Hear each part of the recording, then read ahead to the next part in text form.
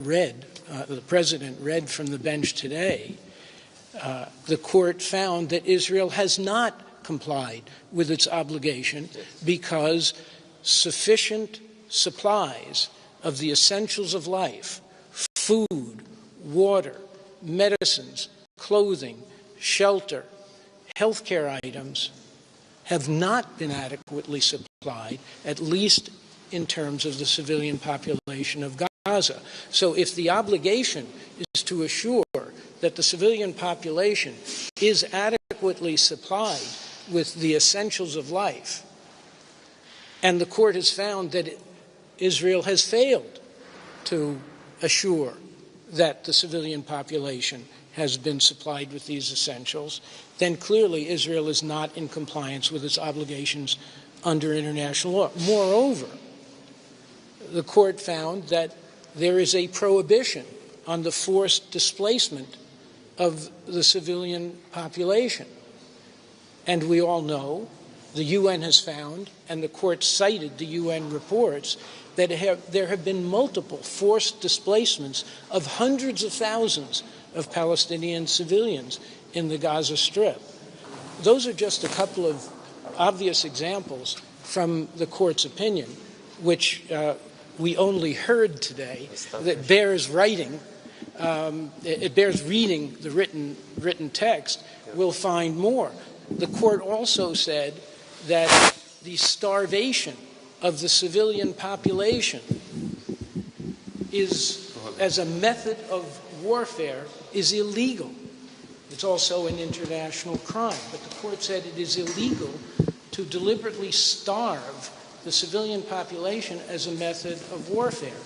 And at the same time, the court said that from March 2nd, 2025, until I believe it was the 17th of May, 2025, Israel deliberately and as a matter of policy prevented all food and other humanitarian supplies from entering the Gaza Strip. And thereafter, it severely restricted the supply of food and other essential supplies. So on the one hand, you have the court finding that starvation as a method of civilians, as a method of warfare, is illegal, it's prohibited.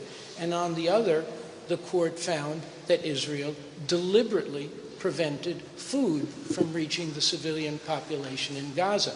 I don't see how a reasonable person, certainly acting in good faith, could then say that Israel has complied with its international legal obligations. Plainly, it has not.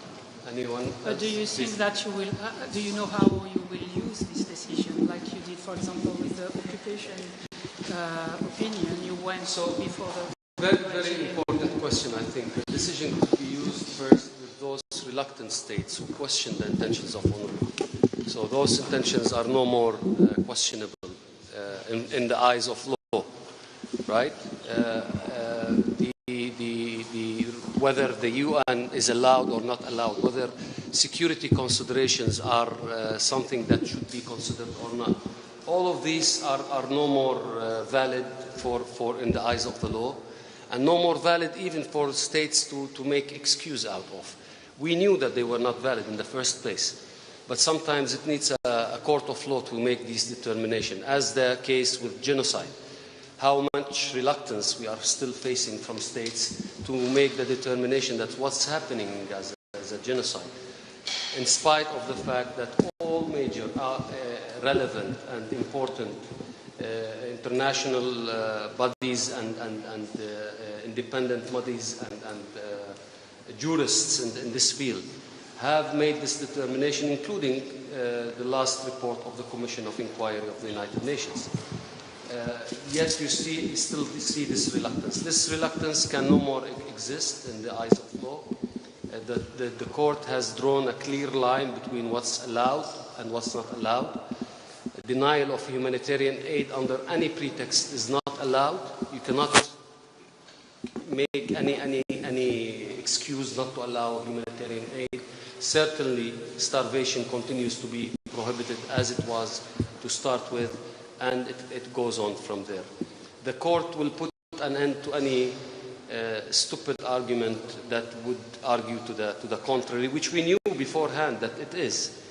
And some were even justifying it in the media or coming out states to make excuses for Israel, or even claim that what they have created in the sense of a replacement to the United Nations is acceptable.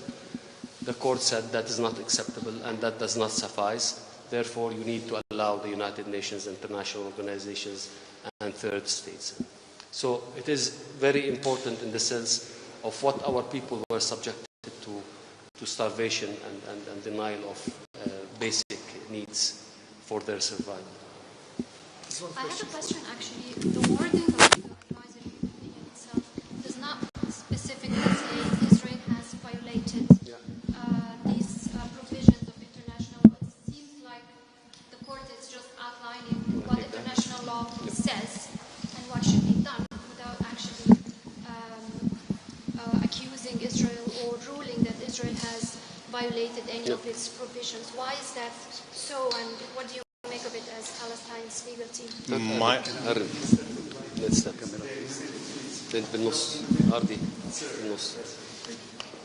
In answer to that question, my sense is that the reason why the court might not have done this is speculation on my part, is because the violations by the occupying power unlawfully present in the territory are so replete, so overwhelming, so large and broad that it would be impossible in a short hearing of some 2 hours to catalog them all.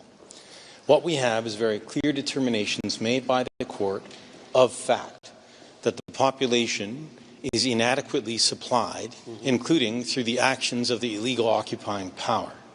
Also, we have clear indications from the court, affirmations, that the occupying power has obligations in such circumstances to so supply the population that is inadequately supplied by it. One of the things that strikes me with the opinion is the findings made by the court in respect of UNRWA. Now, much has been made by the State of Israel alleging that UNRWA, the backbone of the United Nations humanitarian presence in the occupied Palestinian territory, is somehow compromised with its neutrality or its integrity. The court was unequivocal in asserting that despite these allegations by Israel, Israel has not made them out, and therefore Israel has an obligation to work within the United Nations structure and within UN law to deal with any concerns it may have. But until such time as it does, it has to facilitate access of UNRWA, the largest United Nations organization on the ground in the occupied Palestinian territory, including in the Gaza Strip, unconditionally.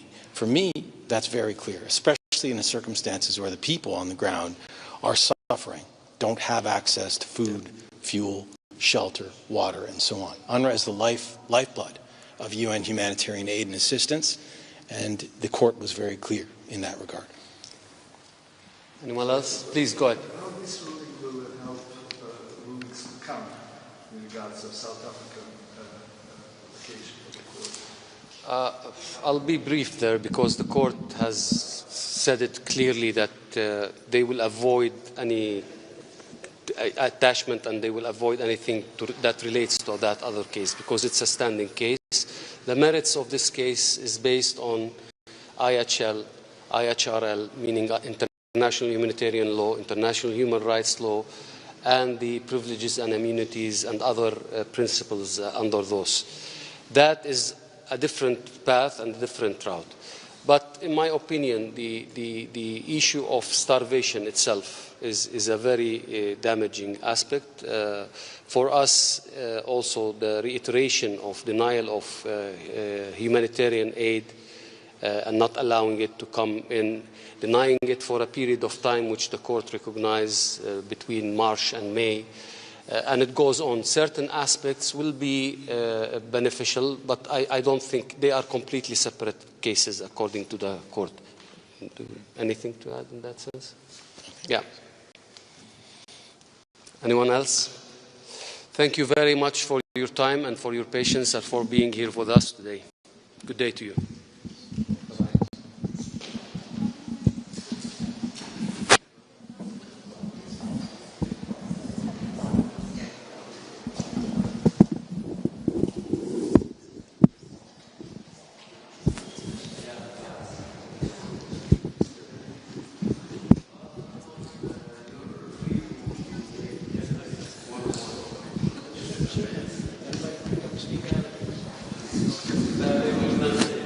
così mi sta per vedere sto starvation, you know? Yeah.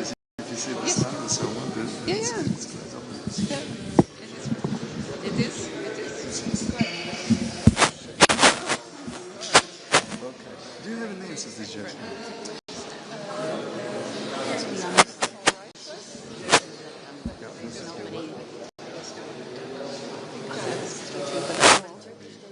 You will find it. Do you have a list of names of these people? Sorry. I sent them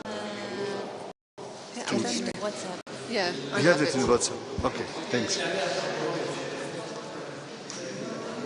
Janet will know who that lawyer is. I don't know who. Janet will.